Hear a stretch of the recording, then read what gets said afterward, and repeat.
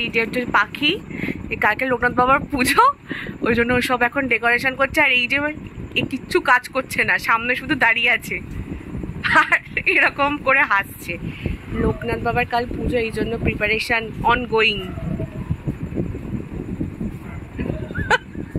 এই যে লাইট লাগাচ্ছে, হচ্ছে ইন্টেরিয়ার ডিজাইনার সমস্ত পুজো। এই যে এই ছেলেটা কোনো কাজ করেনি, এই ছেলেটা যে বসে আছে কোনো কাজ করে না, ছেলেটা খালি বসে আছে আর বুটটা খাচ্ছে। দিয়েছি তো, তুই কোনো কাজ করেছিস?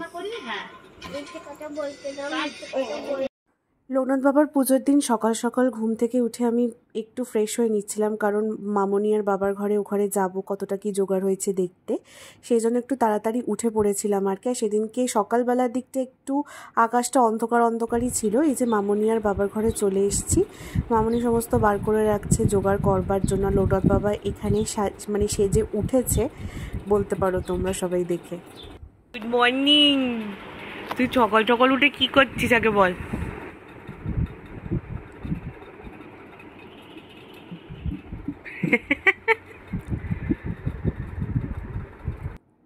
কত কাজ করছে গো, ওরে বাবা গো, ওরে বাবা গো, হাতে লেগে গেছে গো।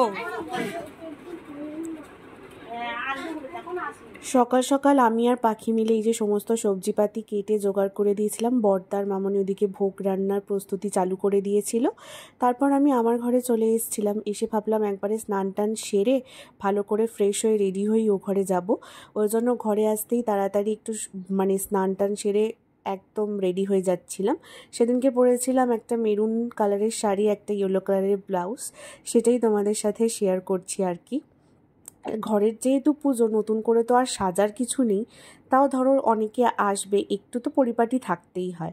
আর হাতে গরমের জন্য আমি কিচ্ছু পরতে পারি না, তাও সেদিনকে সামনে একটা বালা পেয়েছিলাম, এই বালাটা আমাকে আমার ছোটো পিসি দিয়েছিল, সেই বালাটাই পরে নিচ্ছি। আর দেখে নিচ্ছি নিজেকে আর পরিপাটি করে আর কি হব, আর যেটা নর্মালি রেডি হওয়ার। তখন বর বাথরুমে ছিল, ওর সাথেই টুকিটাকি গল্প করে নিচ্ছিলাম আর করতে করতে রেডি হচ্ছিলাম। আসলে তোমাদের সাথে অনেক দিন পরে আমি ভিডিও শেয়ার করছি, প্রায় 1-2 মাস পর।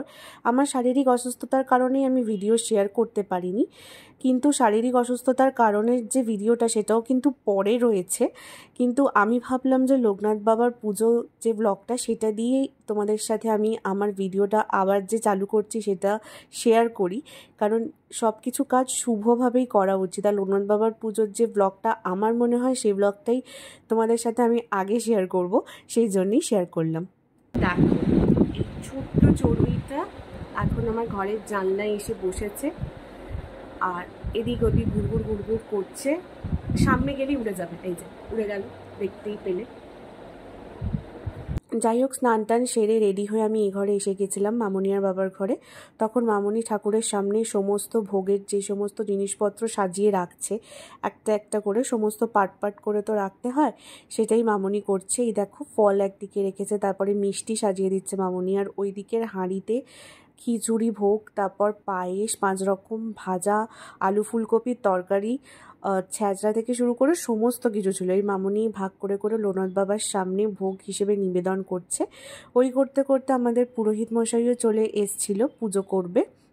আশেপাশে কিন্তু তখন আমাদের ফ্যামিলি প্রায় সবাই এসে উপস্থিত, কিন্তু এতটাই গরম, আর লোকনাথ বাবার পুজোতে যেন গরমে সবার নাজেহাল অবস্থা। যাই হোক, লোকনাথ বাবার পুজোর যে ভিডিওটা তোমরা দেখতে থাকো।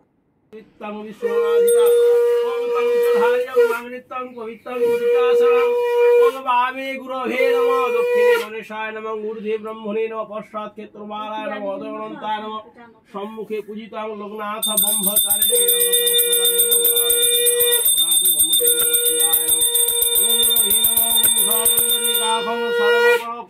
ব্রহ্মচারিণেভ্যো সদা এতে গন্ধা পুষ্পে ওম গুরুভে নমঃ।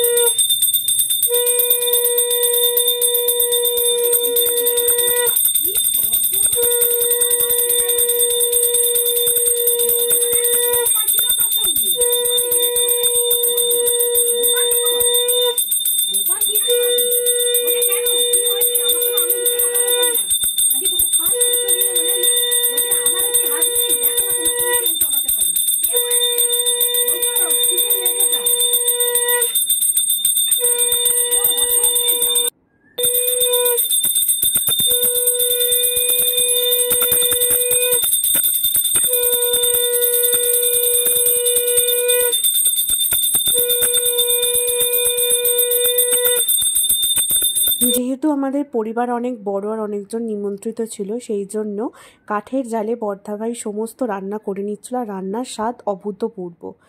আর এই দেখো বেগুন গাছটা হচ্ছে চর্দি ভাইয়ের হাতে কিন্তু যে কোনো গাছই অনবদ্য হয়। আর দেখো গাছে কত কত বেগুন হয়েছে, মানে বলার নয়।